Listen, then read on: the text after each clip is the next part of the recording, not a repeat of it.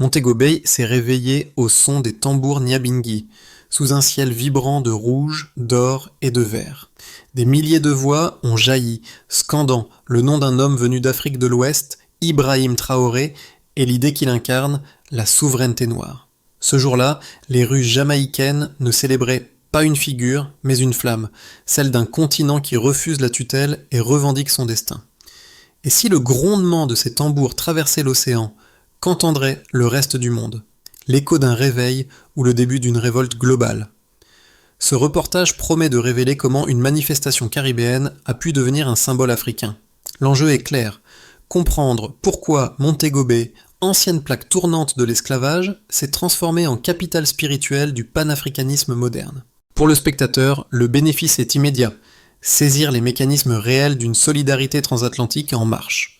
Les Rastafariens ne voyaient pas dans leur rassemblement un simple acte politique. C'était une cérémonie d'allégeance à une idée de liberté.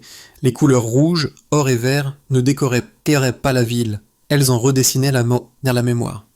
Derrière les tambours, les chants de Bob Marley et de Peter Tosh, derrière les visages peints et les pancartes Hands Off Africa, une conviction commune montait. L'Afrique doit se tenir debout. À travers Ibrahim Traoré, les participants retrouvaient l'écho des figures perdues, Lumumba, Sankara, Garvey, et le sentiment qu'une ère nouvelle s'ouvre. Leur cri n'était pas une nostalgie, il formait une exigence, celle d'un continent et d'une diaspora qui refusent encore d'être observés de l'extérieur. La première révélation de Montego Bay est qu'il ne s'agit pas d'une protestation ordinaire. C'est une liturgie politique, une cérémonie où le rythme du tambour devient manifeste. La seconde, plus profonde, est que ce mouvement dépasse les frontières. L'Afrique et sa diaspora se répondent enfin. Dès l'aube, la place Sam Sharp s'est transformée. Les drapeaux rouges, or et vert ont envahi l'air marin. Le parfum de l'encens se mêlait aux cris et aux chants, tandis que des milliers de voix reprenaient des refrains de reggae classiques comme des psaumes de résistance. Dans cette communion, le nom d'Ibrahim Traoré revenait comme une prière. Pour les Rastafariens, il incarne la rupture tant attendue, un dirigeant africain qui n'attend ni permission ni secours de l'extérieur. Les anciens rappelaient les figures fauchées, Lumumba, Sankara, Nkrumah, et le risque de voir la tragédie se rejouer. Alors, le slogan « Touchez-le et le monde se lèvera » devint serment. Les jeunes brandissaient leurs pancartes, peignaient leurs visages, chantaient « Africa must rise ». Ce n'était plus un écho du passé. C'était le retour d'un battement ancien. Les réseaux sociaux amplifièrent la vibration. Vidéos, chants, discours circulèrent entre Kingston, Accra, Toronto, Lagos. En quelques heures, la marée symbolique dépassait la Jamaïque. Dans le fond, 3 fils s'entrecroisaient. La mémoire d'une histoire volée, la revanche d'une identité blessée et l'espérance d'un monde noir réuni.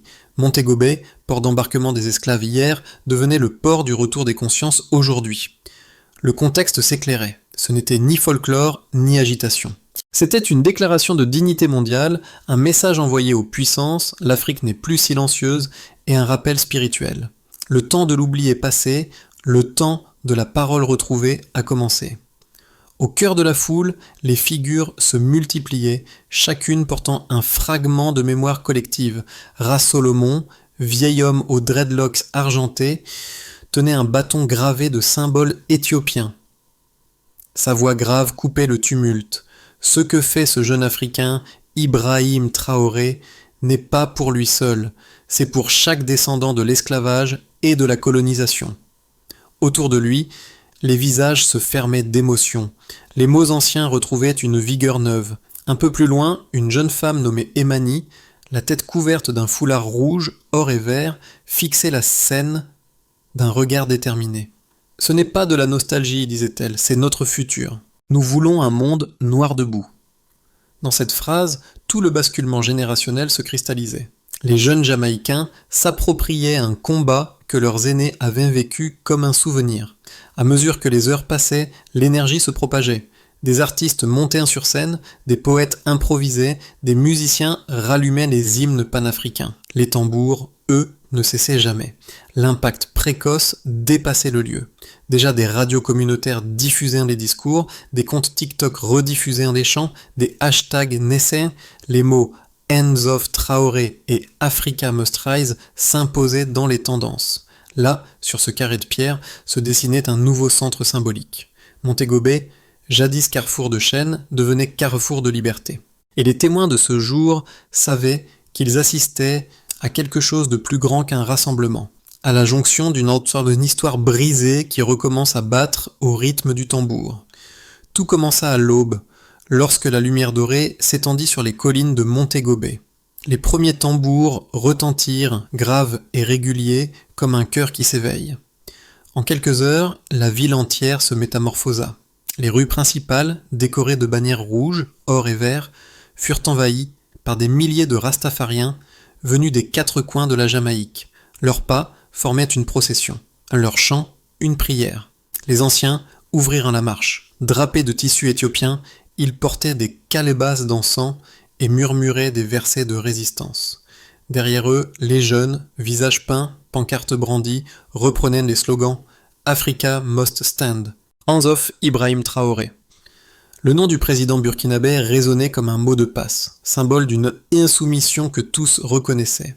Vers midi, la foule atteignit Sam Sharp Square.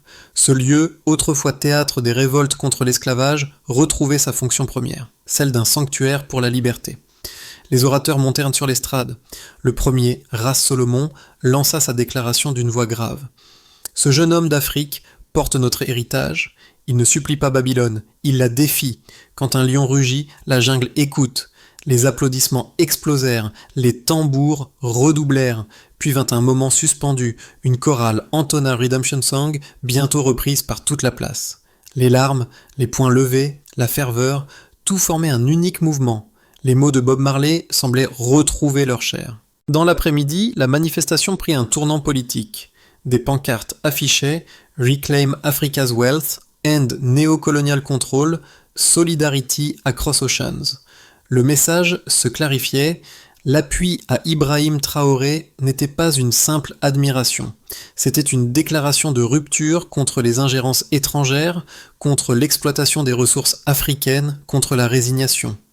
Sur les réseaux sociaux, la vague s'étendit comme une traînée de poudre. Des vidéos montraient les chants, les visages, les drapeaux. En quelques heures, des messages de soutien affluaient du Ghana, du Nigeria, de la Barbade, de Londres. L'Afrique et sa diaspora battaient au même rythme. En fin de journée, les tambours s'espacèrent, mais la ferveur demeurait.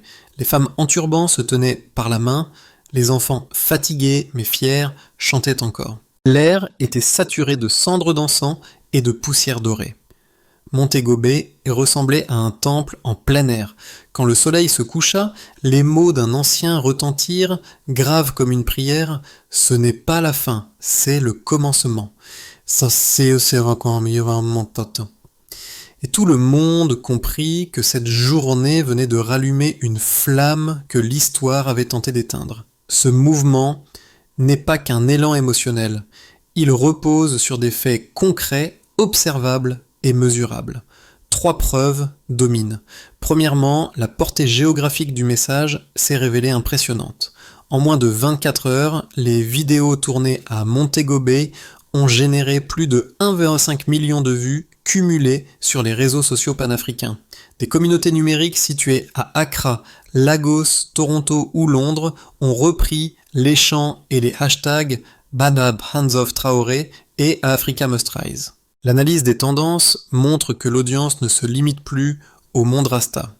Elle touche désormais les étudiants, les musiciens, les militants écologistes et les intellectuels noirs de la diaspora. Cet élargissement prouve que la symbolique d'Ibrahim Traoré dépasse le cadre politique. Elle devient une matrice culturelle, un code de fierté partagée. Deuxièmement, la cohérence historique du discours est frappante.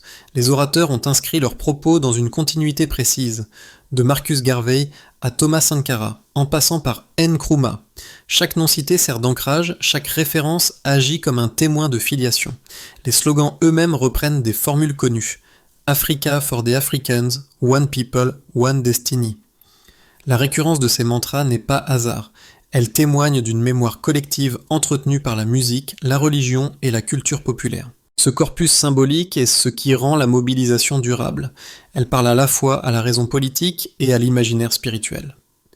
Troisièmement, les retombées mesurables sur la perception internationale sont significatives. Depuis le rassemblement, plusieurs médias africains et caribéens ont consacré des dossiers à la renaissance panafricaine. En Europe, quelques éditoriaux ont commencé à reconnaître l'émergence d'un axe culturel sud-sud. Même dans les chancelleries, le sujet s'impose. Les services diplomatiques suivent l'impact d'une contestation qui ne se réclame d'aucune idéologie, mais d'une dignité. Les chiffres parlent d'eux-mêmes. Au Burkina Faso, la popularité d'Ibrahim Traoré aurait augmenté de près de 15% dans les sondages internes depuis la diffusion des images de Montego Bay. Ces données, croisées avec l'observation de terrain, révèlent une logique simple. La cause panafricaine n'est plus une revendication régionale, mais un langage global. Là où autrefois la solidarité se limitait à des élites militantes, elle se diffuse aujourd'hui par des canaux horizontaux, artistes, influenceurs, communautés locales. Le mouvement jamaïcain n'a donc pas inventé une émotion. Il a réveillé une infrastructure invisible, et c'est là que réside la preuve la plus forte, la cohérence entre les symboles, les chiffres et les actes. Lorsque la foi culturelle rejoint la stratégie politique, le résultat devient quantifiable. Des millions d'échos, des réseaux unifiés, et l'idée, vertigineuse, que la souveraineté africaine peut se propager non par la guerre, mais par la résonance. Deux visions s'affrontent aujourd'hui autour du phénomène Montego Bay. La première, défendue par les sceptiques, voit dans cette ferveur un mirage, un geste symbolique, sincère, mais sans portée politique réelle. Selon eux, la Jamaïque est loin de l'Afrique, et les chants ne remplacent pas les institutions. La mobilisation ne serait qu'un élan émotionnel condamné à retomber dès que l'actualité changera de sujet. La seconde, soutenue par les partisans de la convergence africaine, affirme l'inverse. La force du symbole crée du pouvoir. Là où les gouvernements échouent à coopérer, la culture tisse des ponts. Ce n'est pas une faiblesse que d'agir par l'imaginaire, c'est une stratégie. Il rappelle que Bob Marley, à son époque, avait réussi à réunir deux rivaux politiques jamaïcains sur la même scène simplement par la musique. Pourquoi le tambour, aujourd'hui, ne pourrait-il pas relier Ouagadougou à Montego Bay ? Les défenseurs de ce mouvement appuient leur argument sur des données concrètes. L'adhésion à la figure d'Ibrahim Traoré ne repose pas sur un culte personnel, mais sur une lecture rationnelle. Le contrôle national des ressources, la fin de la dépendance militaire, la mise en avant de programmes sociaux gratuits. Ces mesures, disent-ils, traduisent en politique ce que les rastafariens expriment en spiritualité, la souveraineté sans intermédiaire. Entre ces deux camps, un point d'accord demeure. Quelque chose a changé. La génération qui se lève ne parle plus le langage de la résignation, les chants et les chiffres se répondent, l'émotion devient donnée, la donnée devient acte. Montego Bay n'est peut-être pas un tournant institutionnel, mais c'est un tournant psychologique. Et dans le domaine de la libération, les révolutions commencent souvent dans les consciences avant d'atteindre les constitutions. Le point de bascule apparaît au milieu du récit. Montego Bay n'est plus un événement local, c'est un signal mondial. En quelques jours, les images du rassemblement jamaïcain ont circulé sur tous les continents noirs. Des universités africaines ont organisé des débats, des collectifs caribéens ont lancé des campagnes éducatives, des influenceurs ghanéens, nigérians ou haïtiens ont repris la devise « L'Afrique se lève, la diaspora répond ». Ce changement d'échelle transforme la nature du geste. Ce n'est plus une protestation, mais une coordination. Là où les gouvernements restent prudents, la société civile invente un réseau horizontal. Au cœur de ce maillage, Ibrahim Traoré devient une icône fonctionnelle. Non pas un héros figé, mais un relais de confiance. L'unité ne se décrète pas, elle s'éprouve. Et ce jour-là, sous les cendres du feu de Montego Bay, quelque chose s'est cristallisé. La conscience que le pouvoir n'a plus un seul centre. Le tambour, instrument d'origine africaine, bat désormais dans 1000 villes. Et à chaque battement, le monde comprend qu'une force dormante vient de se réveiller. Les répercussions de Montego Bay se mesurent désormais sur 4 plans interdépendants, politique, social, culturel et symbolique. Sur le plan politique, dans plusieurs capitales africaines, la manifestation jamaïcaine a agi comme un catalyseur. À Ouagadougou, la popularité d'Ibrahim Traoré a connu une progression visible. Ses discours circulent plus largement et son image de dirigeant indépendant se renforce. Dans d'autres États du Sahel, certains responsables évoquent déjà l'effet Traoré pour qualifier cette capacité à rallier des peuples fatigués de la tutelle étrangère. L'écho caribéen rend plus difficile pour les puissances extérieures de présenter ce mouvement comme isolé. Il devient transcontinental, donc légitime. Sur le plan social, en Jamaïque, les retombées se traduisent par un sursaut de conscience civique. Des collectifs de jeunes ont commencé à organiser des ateliers sur l'histoire africaine, tandis que des associations communautaires préparent des programmes d'échange culturel avec le Burkina Faso. Ce phénomène, en reconnectant mémoire et présent, réactive un sentiment d'appartenance diasporique. Les conversations sur l'autonomie économique et la solidarité sud-sud se multiplient, non plus dans les cercles militants, mais dans les écoles et les églises. Sur le plan culturel, les artistes s'emparent du message. Une chanson dédiée à Ibrahim Traoré est devenue virale sur les plateformes musicales. Des peintres et des poètes y voient la naissance d'une nouvelle esthétique panafricaine, mêlant reggae et symboles sahéliens. La culture devient vecteur de diplomatie, un langage commun où le rythme et la couleur remplacent les traités. Sur le plan symbolique, Montego Bay consacre une inversion du regard. Là où l'Atlantique représentait jadis la fracture entre Afrique et Amérique, il devient trait d'union. Le port de la déportation devient port du retour. Cette inversion est l'un des effets les plus puissants du mouvement. Elle renverse la cartographie mentale héritée du colonialisme. Ses conséquences se conjuguent. Le politique s'alimente du social du culturel et le culturel du symbolique. Ensemble, ils produisent une dynamique nouvelle. Un réseau de conscience noire mondiale qui se forme sans leader unique, mais avec une cohérence commune. Montego Bay, point de départ, a démontré qu'un battement de tambour pouvait désormais faire vibrer la planète. À partir du mouvement de Montego Bay, 3 trajectoires possibles se dessinent pour les mois à venir. La consolidation, la cooptation ou la confrontation. Dans le premier scénario, celui de la consolidation, cette hypothèse optimiste voit la dynamique née en Jamaïque s'étendre à d'autres îles caribéennes et se relier durablement au continent africain. Des programmes éducatifs communs se mettent en place, des festivals culturels panafricains voient le jour, et la diplomatie populaire complète les institutions officielles. Dans ce cadre, Ibrahim Traoré devient un symbole vivant d'autonomie, sans dériver vers le culte de la personnalité. La solidarité se stabilise, produisant un nouvel espace d'échange sud-sud. Dans le deuxième scénario, celui de la cooptation, version plus prudente, les grandes puissances économiques, percevant l'influence croissante du discours panafricain, cherchent à l'intégrer pour le neutraliser. Des initiatives internationales se parent d'un vocabulaire anticolonial tout en maintenant les rapports de dépendance. Montego Bay deviendrait alors une référence creuse, un événement transformé en produit médiatique. L'esprit d'unité se diluerait dans la communication et l'héritage d'Ibrahim Traoré serait récupéré au profit d'agendas extérieurs. Dans le troisième scénario, celui de la confrontation, dans la version la plus tendue, l'élan de fierté collective suscite une réaction. Les campagnes de désinformation se multiplient, les pressions économiques s'accentuent et des gouvernements tentent d'étouffer les réseaux panafricains. Cette résistance externe pourrait toutefois avoir un effet paradoxal, renforcer la cohésion du mouvement. L'histoire récente montre que chaque tentative d'étouffement, de Lumumba à Sankara, a produit des symboles plus durables que leurs auteurs ne l'imaginaient. Quelle que soit la trajectoire, une chose est certaine, la conscience collective a franchi un seuil. Le réveil de Montego Bay ne peut plus être effacé des mémoires. L'enjeu désormais est de savoir si cette énergie saura s'institutionnaliser sans se figer, se propager sans se trahir, se défendre sans se perdre. Et si elle y parvient, le monde devra compter avec un acteur nouveau, la société civile noire transnationale décidée à écrire elle-même sa géopolitique. Derrière les chiffres et les slogans, il y a les visages. Ceux des femmes âgées assises à l'ombre des arbres, observant la jeunesse danser au son du tambour. Ceux des enfants, les yeux écarquillés devant les drapeaux et les cris d'unité. Montego Bay n'était pas seulement une scène politique, c'était un théâtre humain où chaque émotion comptait. Les témoins racontent le même frisson.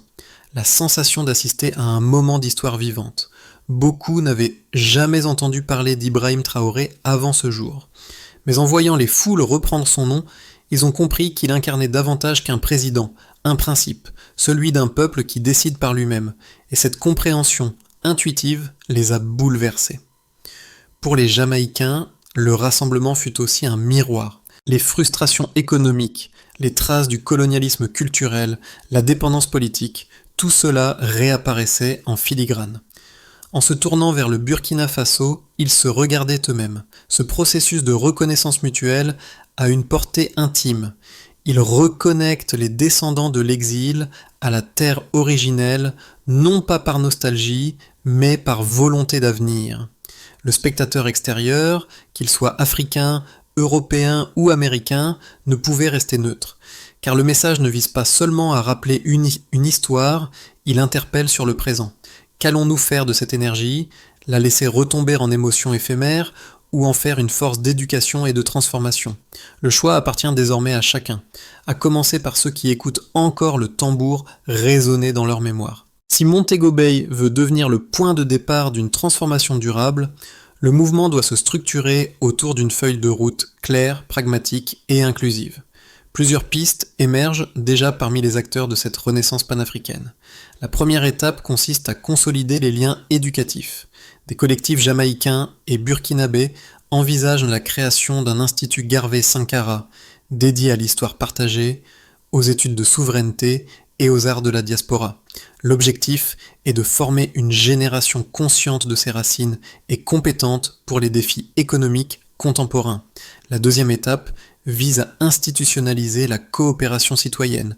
Les réseaux sociaux ont prouvé leur force de mobilisation. Il s'agit maintenant de transformer cette énergie en initiative tangible, plateforme d'échange entre agriculteurs, artistes, étudiants. Ces ponts civiques permettraient d'enraciner le dialogue au-delà des émotions. La troisième étape consiste à articuler une diplomatie culturelle indépendante.